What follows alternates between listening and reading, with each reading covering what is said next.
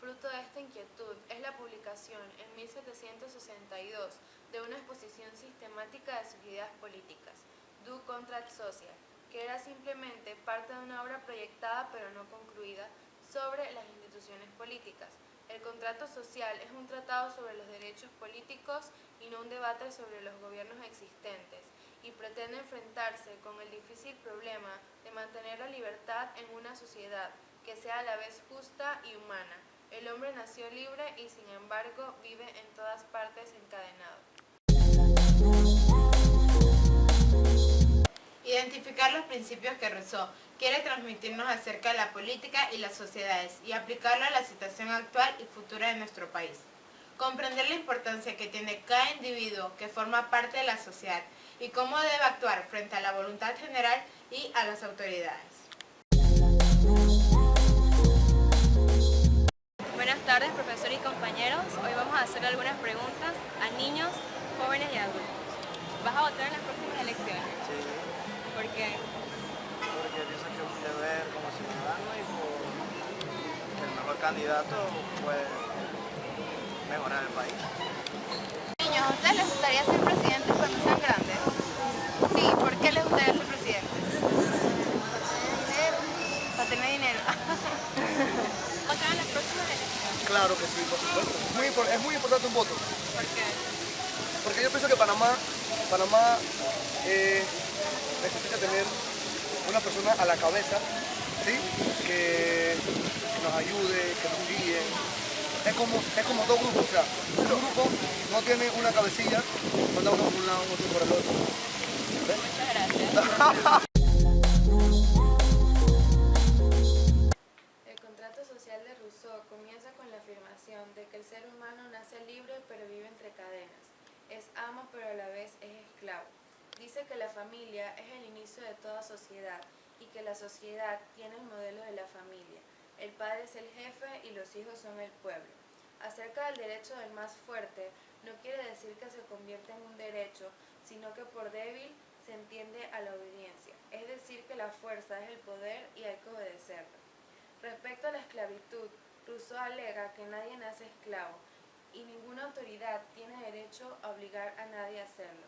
Se habla de la creación de una persona pública y posteriormente de un soberano que es quien se encarga de decidir a favor del pueblo.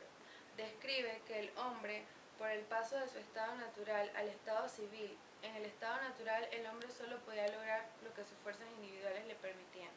Ahora, en su nuevo estado civil, logra su libertad civil, que está limitada por la voluntad general. Logra el derecho de posesión, que no es más que el ejercicio del poder, de la fuerza del primer ocupante de la propiedad. La soberanía es un hecho que no se podrá desnaturalizar en su esencia. La soberanía es inalienable y a la vez indivisible porque no existe una división de poderes. Por esta, un cuerpo compacto, donde todos tienen funciones que determinan la acción del Estado, pero al no poder dividir la soberanía en su principio, la dividen en su objeto, en fuerza y en voluntad, en poder legislativo y en poder ejecutivo. Sobre el derecho de la vida y la muerte, Rousseau comenta que el delincuente o cualquier hombre siempre tendrá la oportunidad de volverse bueno por alguna razón, y que el derecho de la vida existe, pero que el de la muerte se puede discutir. Rousseau opina también que si el pueblo es quien hace la ley, su existencia, esta debería necesariamente ser escrita por el mismo pueblo. El legislador es quien se encarga de legislar a favor del pueblo. Las leyes se dividen en políticas o fundamentales, civiles, penales y las costumbres. Esta última es la más importante porque no está escrita sino en el corazón y conciencia de cada. Rousseau plantea que toda libertad hará más fuerte el Estado, pues esta libertad es restada al cuerpo del Estado. La igualdad indudablemente hará que el sistema funcione. El gobierno es la administración suprema del ejercicio del poder ejecutivo, a través del cual se administra el cuerpo. Este cuerpo, cuanto más grande, tanto más se disminuye la libertad. Es necesario comprender que el gobierno es parte del cuerpo estatal, muy distinto al pueblo y del soberano, que interviene entre uno y otro. La fuerza que ejerce el gobierno nace indudablemente de la voluntad pública. Para Rousseau existen hasta tres tipos de voluntades. La propia voluntad, que es la del individuo, que tiende más a su provecho particular. La voluntad común a los magistrados, que se refiere únicamente al provecho del príncipe. la voluntad del pueblo o voluntad soberana, que es el general, tanto en relación con el Estado, considerado como un todo. El gobierno se ha dividido a lo largo de la historia de la humanidad en gobierno democrático, que es donde el gobierno emana y descansa en el pueblo. Otra forma de encargo es la aristocracia, donde el gobierno lo posee un grupo reducido de ciudadanos. La otra división es la monarquía o gobierno real, donde es solo la decisión suficiente de un hombre para dirigir los destinos de una nación. Muchas veces esta forma de gobierno se instituyó gracias a que estos poderes absolutos se ganaron además de heredarla vía el amor del pueblo a su monarca. Este amor que proviene del pueblo es sin duda el poder más grande. Todo gobierno tiende a degenerarse cuando éste se estrecha de muchos a pocos, como de la democracia, del gobierno del pueblo a la aristocracia, al gobierno de pocos, y este a su vez a la realeza, que es un gobierno de uno. Además, cada uno de estos tiene una forma de degeneración así. Cuando un gobierno se disuelve, este se vuelve una anarquía. La democracia tiende a volverse una holocracia, la aristocracia en oligarquía y la realeza o monarquía en tiranía. La importancia que da Rousseau al poder legislativo, que lo compara con el corazón, y el poder ejecutivo con el cerebro, ya que de ellos depende el aparato estatal. Sobre la responsabilidad de los diputados o representantes, es necesario que el individuo no sea apático con el llevar de la nación y que toda ley que conlleva este propósito tiene que ser ratificada por el pueblo. Es de necesidad que el hombre, que no es más que parte del pueblo, pueda ejercer su derecho a voto, a fin de que exista un Estado de derecho de elección universal que le va a dar la necesaria autoridad para existir. El tribuno obra de acuerdo al poder de la ley y es imparcial a la existencia de la Constitución. A pesar que nunca se debe de detener la sagrada fuerza de las leyes, hay tiempos donde por la salud de la patria, la ley da paso a la designación de un dictador para sanar a la patria de una inminente ruptura del gobierno, pero para ello el tiempo de permanencia del dictador debe ser muy corto. Describe muy acertadamente los tipos de religión. La religión del hombre, que es en resumen la religión pura del Evangelio. La religión del ciudadano es asentada en determinado país, da a este sus dioses, sus tutelares, etc. La religión extravagante, que da a los hombres dos legislaciones, dos jefes, dos patrias y que los somete a deberes contradictorios. Resulta que esto es una especie de derecho mixto e insociable que no tiene nombre.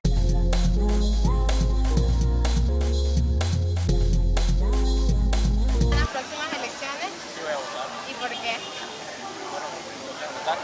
Pero solamente por eso, solo porque te toca. Bueno, porque quiero que siga creciendo Panamá en cuanto al presidente José Domingo Arias, que siga el desarrollo en todos los nuevos, vengan las becas deportivas, la educación, las edificaciones en Panamá que están poniéndose modernas, en fin, que siga el desarrollo cultural y moderno en la ciudad de Panamá y aquí en todo.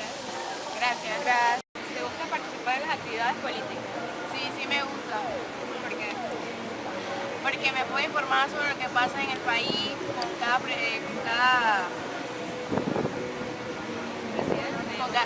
exacto, y ya puedo ver con quién puede elegir el voto o a quién no. ¿Estarás en las próximas elecciones? Sí, ¿Por qué?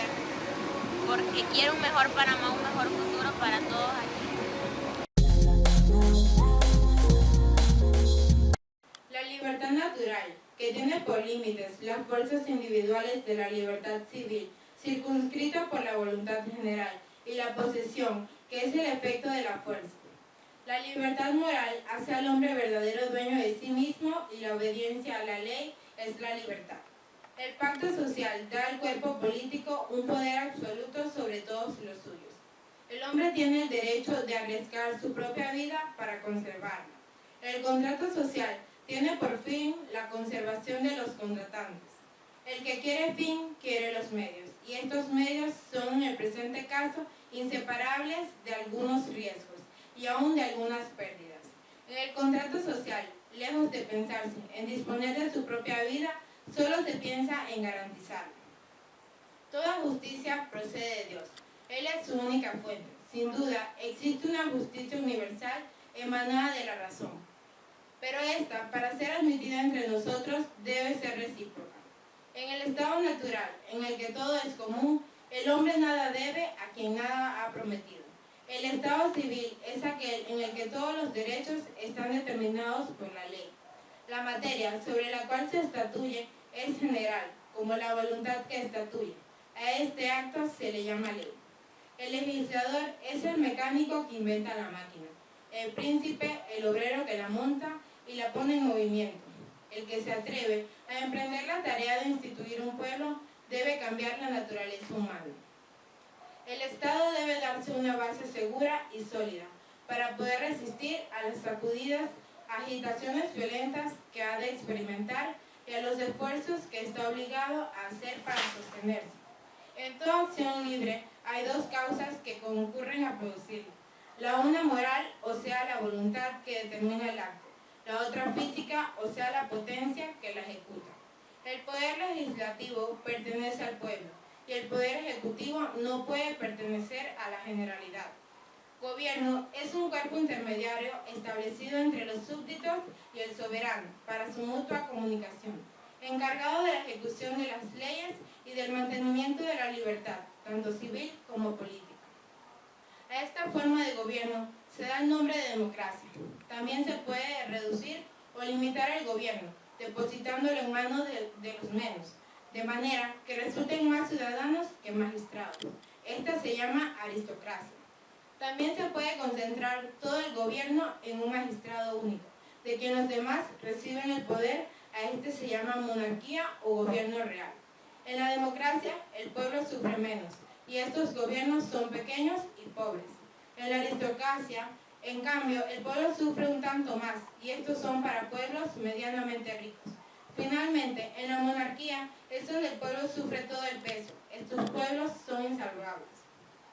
Es necesario que el acto soberano del voto se ejerza con toda libertad, así como el de opinión, proponer de dividir y de discutir. Estas son voluntades que van a vigorizar al Estado y lograr una existencia holgada. Es de necesidad que el hombre, que no es más que parte del pueblo, pueda ejercer su derecho a voto, a fin de que exista un Estado de derecho, de elección universal, que le va a dar la necesaria autoridad. Describe muy acertadamente los tipos de religión a saber: la religión del hombre, la religión del ciudadano y la religión extravagante. Concluye el tema aún más excelente: no hay ni puede haber religión exclusiva. Se deben tolerar todas las tolerantes, con tal de que sus dogmas no se opongan a los deberes del ciudadano.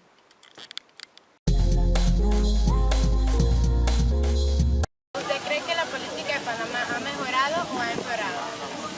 La nueva era democrática que inició con el presidente Guillermo Endara Galimán a la fecha, es lastimoso decir que la política ha empeorado un 100% con respecto a la moral y a los principios básicos que deben respetar lo que es la filosofía de la política, que es ante todo pues, el bienestar común del ciudadano, del pueblo, de la sociedad en sí.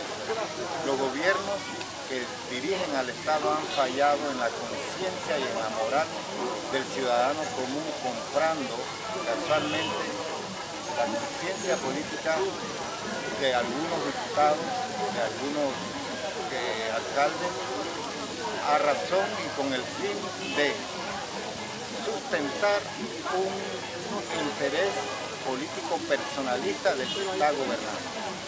Guillermo Endara Galimán, como los que le sucedieron, Ernesto Pérez Valladares, Mireya Moscoso y Martín Torrijos, transcurrieron en sus etapas gubernamentales respetando los principios de la democracia en sí. Sin embargo, últimamente hemos visto cómo se ha transfigurado para peor este sistema en donde antes imperaba el honor, el partidismo ideológico, que es el que debe fundamentar cualquier acción política, ideológico y filosófico.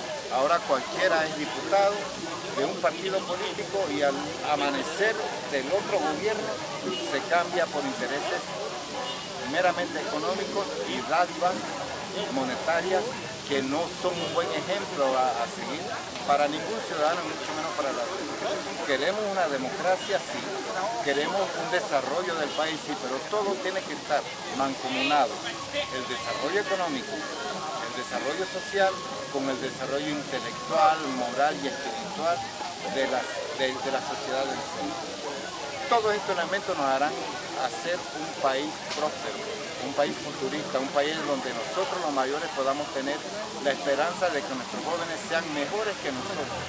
Pero las enseñanzas y los ejemplos que nos están dando nuestros gobernantes actuales indican que vamos a tener el ejemplo en un futuro inmediato del que el que se compra o el que se vende es el que vive bien. Una sociedad así está empobrecida de valores. Una vez estos valores se pierdan, vamos a tener realmente un futuro y tenebroso para nuestra sociedad futura ante todo. Porque lo que nos queda a nosotros es esperar tal vez 20 años más de vida, pero los que nos siguen van a conservar que el ser humano como tal no vale si no se vende o compra conciencia. Muchas gracias. ¿Te gustaría ser presidenta cuando estés grande? Gracias. El hombre vive esclavizado. Sería muy buena idea si deciden recuperar su libertad con el mismo derecho con que se la arrebataron. Pero este derecho está fundado sobre convenciones, no es natural. Los hijos están con los padres hasta que los dejan de necesitar, y así ambos se vuelven independientes. Pero si quedan, fue porque él quiso, o sea, voluntariamente. Luego, cada quien busca conservarse. La familia es el primer modelo de las sociedades políticas. La diferencia entre la familia y las sociedades políticas está en que la familia el padre gobierna por amor, mientras que en el Estado no, sino por placer de mandar. Si no se debe obedecer por fuerza, no es necesario obedecer por deber. Entonces, si no hay fuerza, no hay obligación. El más fuerte no lo es jamás bastante para ser siempre el amo o señor, sino transforma su fuerza en derecho y la obediencia en deber. Decir que un hombre se da a otro gratuitamente es afirmar una cosa absurda e inconcebible. Decir otro tanto de un país es suponer un pueblo de locos, y la locura no hace derecho. No se debe esclavizar a los niños, estos nacen libres. Renunciar a su libertad es renunciar a su condición de hombre, a los derechos de la humanidad y aún a sus deberes. Un gobierno es legítimo cuando cada generación admite o rechaza sus sistemas. Los hombres no pueden engendrar nuevas formas, sino solamente unir o dirigir las que necesiten. Los principales instrumentos para la conservación del hombre son la fuerza y la libertad. Cada uno pone en común su persona y todo su poder bajo la suprema dirección de la voluntad general. La persona pública, que se constituye así por la unión de todos los demás, se le conocía como ciudad, y hoy se le conoce como república, y cuando está activo se denomina Estado, y potencia cuando se compara con los semejantes. Los asociados se conocen como pueblo o ciudadanos. Estando formado el cuerpo soberano por los particulares, el soberano no tiene ni puede tener interés contrario al de ellos. El hombre sustituye su conducta de justicia al instinto, y dando a sus acciones la moralidad. Ahora se ve obligado a orar basado en distintos principios, consultando la razón antes de prestar oído a sus inclinaciones. Se pierde de muchas cosas naturales, pero sus facultades se ejercitan y desarrollan. Sus ideas se extienden y sus sentimientos se ennoblecen. Se debe distinguir la libertad natural, que tiene por límites las fuerzas individuales, de la libertad civil, que tiene por límite la voluntad general, y la posesión, que es el efecto de la fuerza o el derecho del primer ocupante. La posesión cambia de naturaleza al cambiar de manos. La posesión pública es más fuerte e irrevocable. El Estado es dueño de sus bienes por el contrato social, el cual sirve de base a todos los derechos sin serlo. El derecho del primer ocupante, aunque es el más real que el de la fuerza, no es verdadero derecho. El hombre puede tener cuanto necesite, pero cuanto ya es propietario de algo, debe limitarse a esa parte. Debe ver que el territorio no esté ocupado por otro y que no sea más que la parte necesaria para subsistir. La soberanía es inalienable. Tiene que existir vínculo social para que una sociedad exista. Existen dos tipos de voluntades: la voluntad particular, que se refiere a las preferencias, y la voluntad general, que se refiere a la igualdad. La soberanía es indivisible.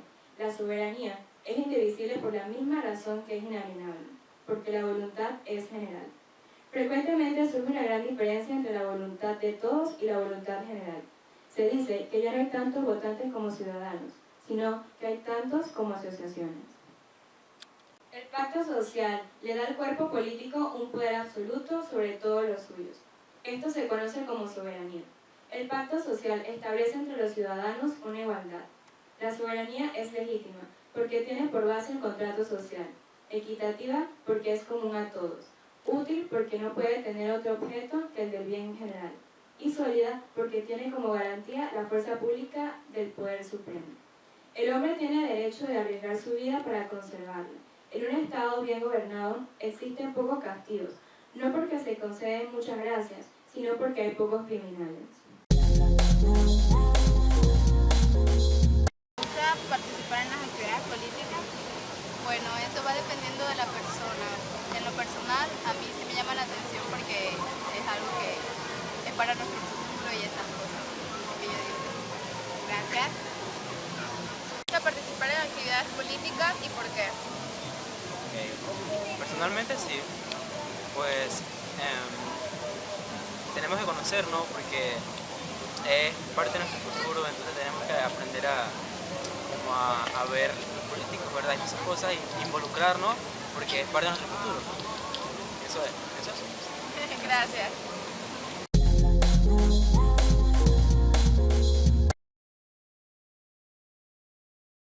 La política antigua busca un trato o pacto provisional y especialmente el que es injusto o censurable. La política moderna construye acuerdos. La política antigua simula consensos. La política moderna define sus diferencias para buscar convergencias. La política antigua buscaba líderes para que manipularan masas. La política moderna convoca a ciudadanos libres. La política antigua usa el dinero para corromper conciencias. La política moderna pregona convicciones para conmover conciencias. La política antigua usaba la retórica. La política moderna usa el argumento. La política antigua lleva al mediocre crecimiento económico, a ampliar la desigualdad y a la confrontación social. La política antigua nos congela en el tiempo. La política moderna apela a la creatividad para acelerar el desarrollo, para reducir la desigualdad y para construir una casa en común. La política moderna nos acompaña en nuestros sueños posibles.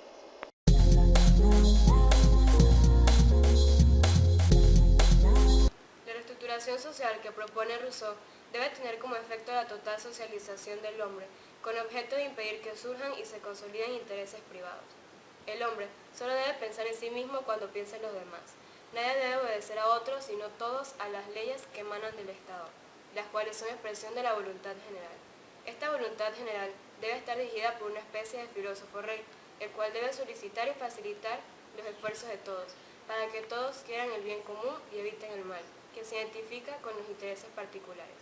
Por lo tanto, el hombre, según Rousseau, solo debe obedecer a aquella conciencia pública representada por el Estado.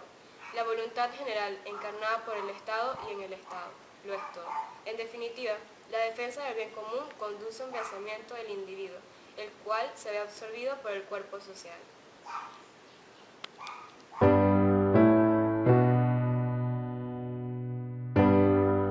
Libro 1. Rousseau parte de la tesis que supone que todos los hombres nacen libres e iguales por naturaleza. Nos habla del estado originario del hombre. Afirma que la familia es el primer modelo de sociedad política. Rousseau argumenta contra el derecho del más fuerte. El fundamento único de toda autoridad legítima serán las convenciones. Tras una breve referencia a la guerra y la esclavitud, el ginebrino presentará su idea acerca del pacto social. Rousseau distingue tres tipos de libertades: la libertad natural, que es la que se pierde tras el contrato; la libertad civil, que está limitada por la voluntad general; y la libertad moral, que es la única que convierte al hombre en amo de sí mismo. El pacto social convierte en iguales a los hombres por convención y derecho. Libro 2. Esta parte de la obra se ocupa sobre todo del concepto de voluntad general. Al ejercicio de esta voluntad lo llama Rousseau soberanía.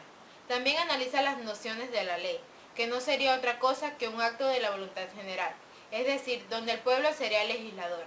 Rousseau hace que sea imprescindible la figura del legislador representante, que es un hombre extraordinario en el Estado. Rousseau hace un poco de aritmética política, al establecer ciertas proporciones entre el número de habitantes.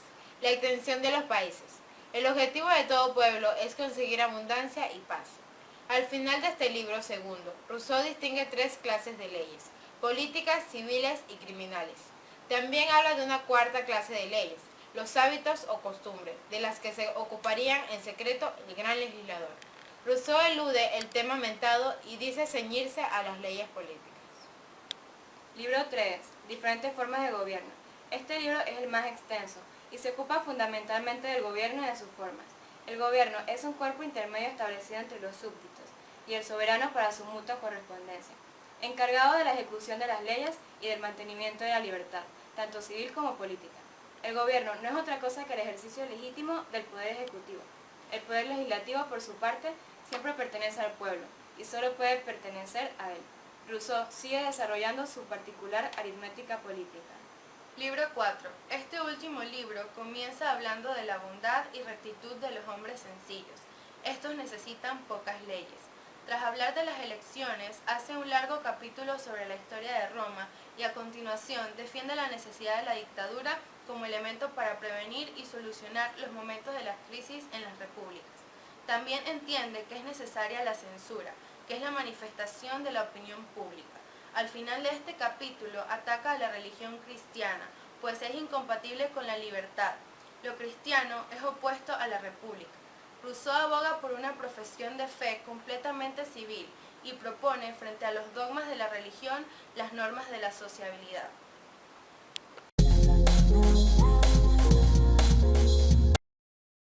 Muy buenas tardes, compañeros. Hoy nos encontramos con el representante Miguel Medina, el cual muy amablemente ha aceptado esta entrevista y responder las siguientes preguntas. Pero primero vamos a hablarles un poco acerca de lo que es el contrato social de Rousseau. Rousseau supone que todos los hombres nacen libres por naturaleza. Afirma que la familia es el primer modelo de sociedad política. Argumenta que la fuerza no constituye un derecho y que únicamente se está obligado a obedecer a los poderes legítimos. Distingue 3 tipos de libertad: libertad natural, civil y moral. El gobierno es un cuerpo intermedio establecido entre los súbditos y el soberano, para su mutua correspondencia, encargado de la ejecución de las leyes y del mantenimiento de la libertad. Defiende la necesidad de la dictadura como elemento para prevenir y solucionar los momentos de la crisis en las repúblicas y entiende que es necesaria la conservación, que es la manifestación de la opinión pública. Bueno, comencemos con la primera pregunta. ¿Cuál cree usted que es la finalidad de un gobierno? De todo, gracias, felicitarlo por este intercambio que es muy importante, sobre todo para el desenvolvimiento de nosotros los seres humanos, en el caso de la sociedad y la familia que se nos explica eso. La importancia de los gobiernos. Nosotros como autoridades específicamente tenemos muchas responsabilidades como autoridades. Hablando en el caso de representantes, tenemos que ser como los fiscalizadores para el efecto de que las acciones dentro de los barrios se lleven de la mejor manera y que podamos desarrollar a través de la acción conjunta de los gobiernos con las autoridades locales. Eso en teoría. Definitivamente, el representante es la voz de cada uno de nosotros, de los miembros de las comunidades, para que los gobiernos nos escuchen y puedan, de esa manera, dar solución a inquietudes y a necesidades a través de las familias y de las autoridades.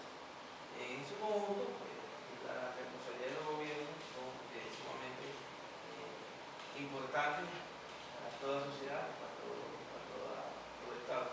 Así que es bien compleja y es un compromiso mayor en cuanto a la elección por los funciones del gobierno. ¿Y cómo usted llegó así a ser representante? Bueno, primero tenemos que tener una visión y una vocación como joven, de muy joven, participamos en diferentes actividades también en la ley estudiantil, llevándonos bien con todos los compañeros, con los docentes, tratando de hacer labores que vayan por el escuelas, los colegios, fortaleciéndonos a nivel de dirigencia deportiva en la comunidad, tratando de llevarnos bien con toda la gente, viendo la política, pues a medida que fuimos creciendo, nos animábamos amigos, tú porque no puedes para esto, no puedes para otro, y así pues a veces uno dice, no, pero lo que pasa es que eso no es para mí, y así lo decíamos. Un día, bueno, pensamos, pues tomamos la decisión de correr al puesto de alcalde. Cierto es que viendo pues la magnitud del puesto, decidimos aspirar mejor a representar, porque el puesto de alcalde todo el distrito, no es representante de corregimiento, pero hay que ir por etapas. Hoy ya estamos pasando por una etapa de lo que es representante, y lo primero nos permite seguir adelante en el tema de la política, y sobre todo en los puestos de elecciones populares tenemos que aspirar a otro puesto, ya sea alcalde o diputado. Según su opinión, ¿cómo sería un buen gobernante? Un buen gobernante tiene que ser una persona visionaria, tiene que tener mucha paciencia, sobre todo por esa visión que manifestamos en base a la ejecutoria de la obra, de los proyectos, que vayan en beneficio de la gran mayoría, ¿no? Que no sean obras o proyectos que sean caprichosos de parte de uno y que pues, tiendan a beneficiar a unos cuantos. Es muy complejo dar la visión de una autoridad, pero si nosotros consultamos, si nosotros analizamos las sugerencias, las inquietudes, las necesidades de esta gente, y en su momento se toman la mejor decisión, sería un buen trabajo. ¿Considera que es mejor la forma de gobierno democrático como la que tiene Panamá, permitiendo que el pueblo participe, o tiene alguna otra opinión? Bueno, la mejor forma de gobernar es a través de la democracia. Yo no les voy a adentrar a ustedes en las complejidades de las acciones de los gobiernos actuales y anteriores, porque entonces nos vamos a confundir.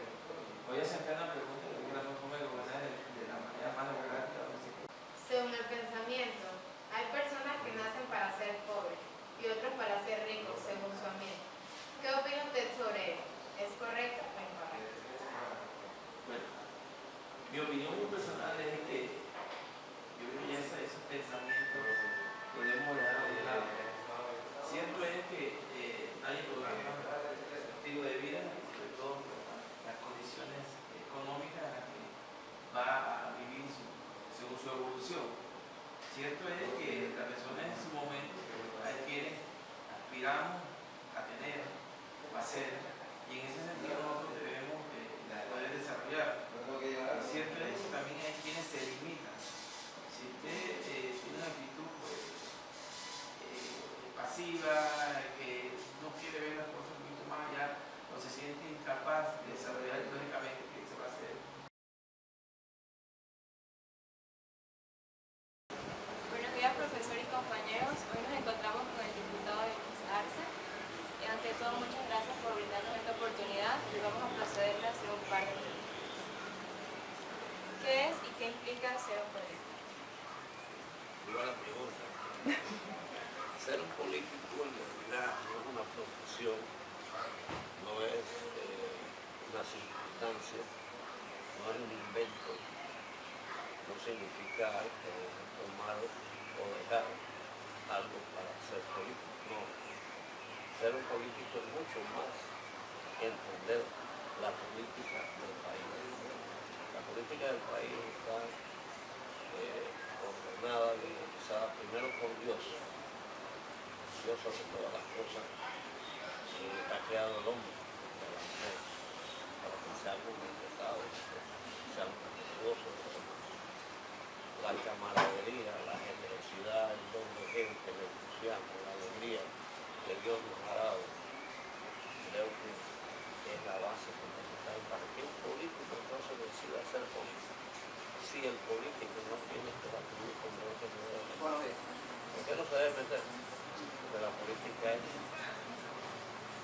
sinceramente, el desarrollo para todos, hombres y las mujeres que cohabitan en el mundo entero. No es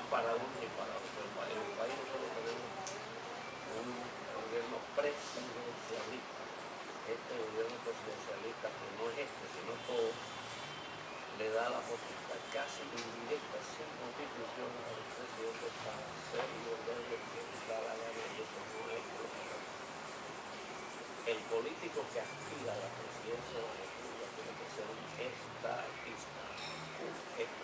Yo soy o aspiro a ser un estadista. ¿Qué es un estadista? Mirar a todos por igual, como Dios nos ha mirado a todos. Dios nos mira con cariño, con respeto, con decoro, de sí mismo tenemos que transmitir nuestro pensamiento político. Por eso el político, o la palabra política encierra realmente el pensamiento, el respeto, los derechos de cada uno, los deberes de cada uno, la patria misma, el país, el universo, el animal, la hormiga. Hay una canción de Roberto Carlos que dice, yo quisiera ser como los animales, civilizados. Tenemos que ser civilizados para ser buenos políticos. Si yo quisiera ser un buen político, lo primero que tengo que advertir es cumplir con eso que yo estoy diciendo. Querer a la gente, atenderla y llegar hasta donde uno puede. Ese es el estadista, sin menosprecio de nadie. Los partidos políticos lo que habían es dividir los pueblos. Si fuesen más científicos los partidos políticos, apenas pasa la elección se tendrían que unir todos. Y al unirse todos trabajaríamos juntos y nadie tendría una bandera contra uno y otro, sino banderas unidas por los trabajos. ¿Por qué decidió dedicarse a la política? Bueno, porque en el camino de mi profesión yo soy maestro, después llegué a la cátedra universitaria y director del Crucho. También tuve 3 años dirigiendo el Crucho, o sea que hoy un machillo para dirigir 3 años. Todo eso me fue dando un camino, porque sin ser político, militar en ningún partido, observé cómo nuestra gente, uno vivía bien, otros vivían mal, otros tenían mucho, otros no tenían nada. Había mujeres solteras, pero por bastante. ¿Qué es mujeres solteras? Que es que no tienen esposo, compañero, un amigo que les ayuda. Pues ellas solitas han tenido 2 o 3 hijos y no se sienten con la concordia necesaria para mantenerlos porque no tienen preparación, no tienen nada. Ese es el 35% de la población navideña. Al observar que todas esas cosas estaban pasando en el país, sobre todo aquí en David, que es una provincia, David es la que está en una de las mejores provincias por aquí, pero que hay mucha gente con casa disolviendo, sin trabajo, con un barracín mojándose por dentro. Esas cosas me llamaron la atención y empecé a luchar por ello. Las primeras obras que yo hice no fueron como político, sino como maestro.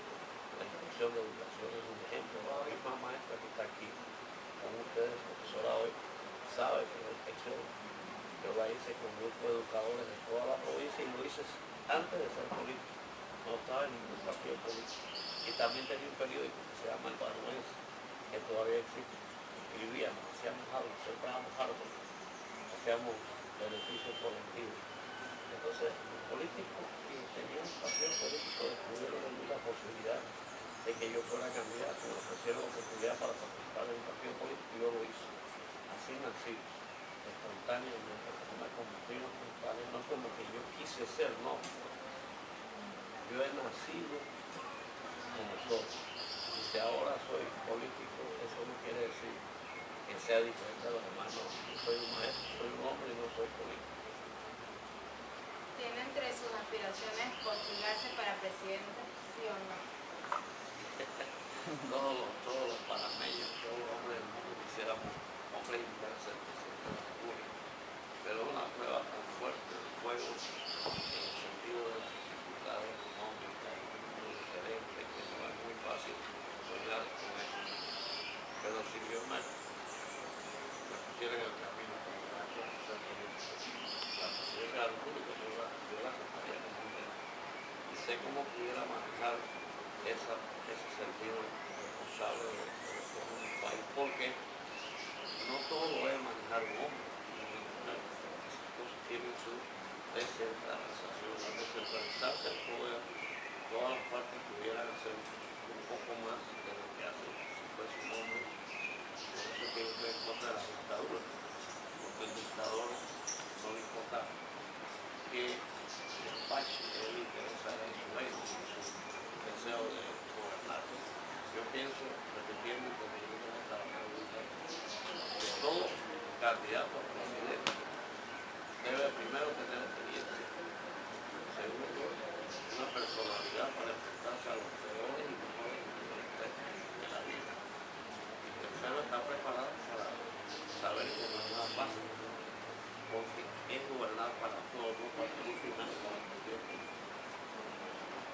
qué cree usted que la política beneficia únicamente a cierta parte de la población? Yo nunca he creído eso. Posiblemente sea una aceleración. Por lo que te digo, siempre presidencialistas eran las presidencias del país. Tienen un partido que les beneficia a ese partido, nada más. Tienen que beneficiar a todos los partidos y fuera de los que no son de los partidos. Porque hay personas independientes que no son de ningún partido. Entonces también hay que beneficiar. ¿Cómo se beneficia?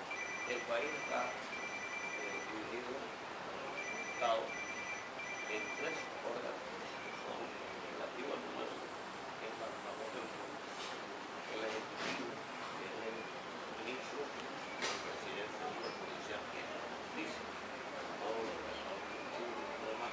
Si esos tres órganos caminaran al unísono, no me acuerdo nada, pero con respeto uno del otro, sin que haya menoscabo del presidente en un telefonazo, decir que hay que hacer, entonces ya realmente lo máximo que la Constitución, la gobierno de la República, tendríamos un país mucho más tranquilo, mucho mejor, con más paz. Califique la política panameña según los siguientes adjetivos: buena, honesta, sucia o corrupta, y por qué. Bueno, tiene de todo, es bueno, tiene corrupción también, y deberíamos hacer exámenes mucho más duros para analizar qué errores estamos cayendo para nosotros hacer la política. La política no es impura, la política es una ciencia. Todo está dependiendo de cómo tú la administras. Tú la administras en la corrupción, entonces hay corrupción. Tú la administras en la decencia, hay decencia. Tú la administras en el respeto, tú la administras con la situación en la ley de la República para controlar el principio de la Ilustrado surgió en el siglo de las luces. Se da enorme importancia a la razón. El hombre puede comprenderlo todo a través de su inteligencia. Solo es real lo que sí puede ser entendido por la razón. Aquello que no sea racional debe ser rechazado como falso e inútil. Este racionalismo llevó a la lucha contra las supersticiones. Por eso, en este siglo, termina la denominada caza y quema de brujas. En el campo de la religión, la postura racionalista hizo que apareciese el deísmo. La mayor parte de los ilustrados son deístas, que afirman la existencia de un Dios creador y justo, pero consideran que el hombre no puede entrar en contacto con la divinidad y por tanto no sabe nada de él. El individualismo es la posición moral, filosófica, política, ideológica o simplemente un punto de vista social que enfatiza la dignidad moral del individuo. Los individualistas promueven el ejercicio de los objetivos y los deseos propios y, en tanto, la independencia y la autosuficiencia, mientras se oponen a la mayoría de las intervenciones externas sobre las opciones personales, sean estas sociales, estatales o de cualquier otro tipo de grupo o institución. Sociedad es un concepto polisémico que designa un tipo particular de agrupación de individuos que se produce tanto entre los humanos como entre algunos animales.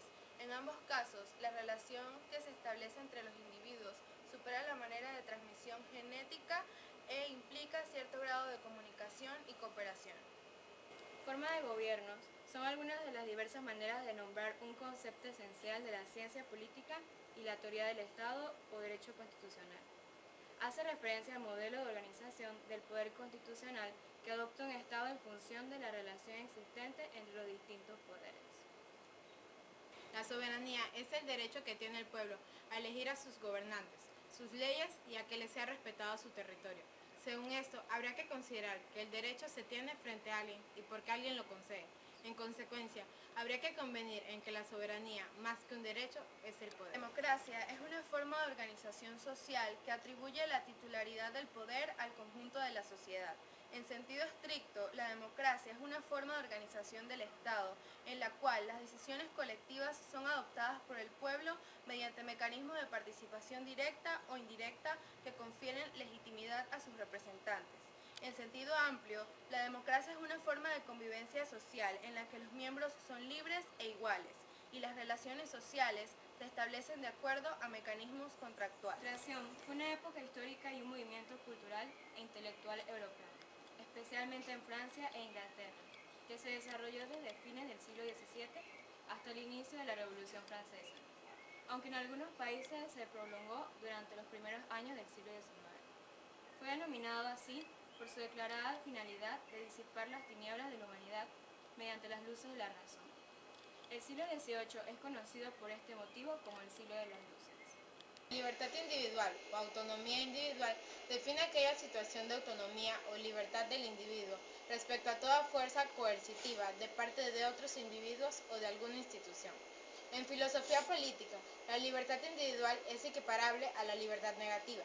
En derecho político, su máxima expresión en la Edad Moderna han sido los derechos individuales o derechos de primera generación, en el marco del principio de legalidad, planteados originalmente por el liberalismo clásico.